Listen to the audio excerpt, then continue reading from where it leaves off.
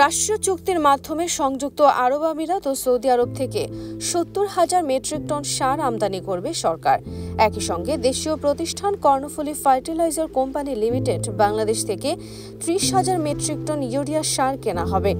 এসব সার কিনতে ব্যয় হবে ৪৯৮,৯১,৮০০ টাকা। এর মধ্যে আরব আমিরাত থেকে ৩০,০০০ টন ইউরিয়া সার এবং সৌদি আরব থেকে ৪০,০০০ টন ডিএপি সার আমদানি করা হবে। এছাড়া আন্তর্জাতিক উন্মুক্ত দরপত্র পদ্ধতিতে ১০,০০০ মেট্রিক টন ফসফরিক অ্যাসিড ৬৬,৬৯,০০,০০০ টাকায় আমদানির অনুমোদন দেওয়া হয়েছে।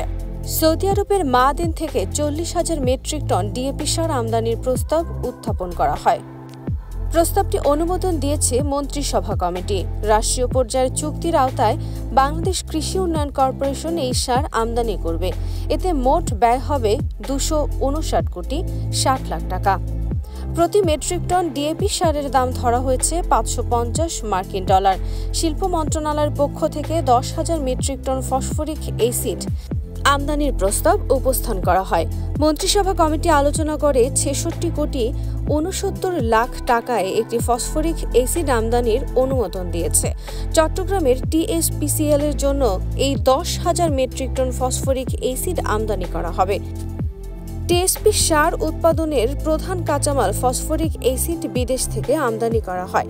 ২০২৪-২০২৫ অর্থ বছরে ১০,০০০ মেট্রিক টন ফসফরিক অ্যাসিড আমদানির জন্য আন্তর্জাতিক দরপত্র আহ্বান করা হলে দুটি দরপত্র জমা পড়ে। দরপত্রের দুটি প্রস্তাবই কারিগরিভাবে রেসপন্সিভ হয়।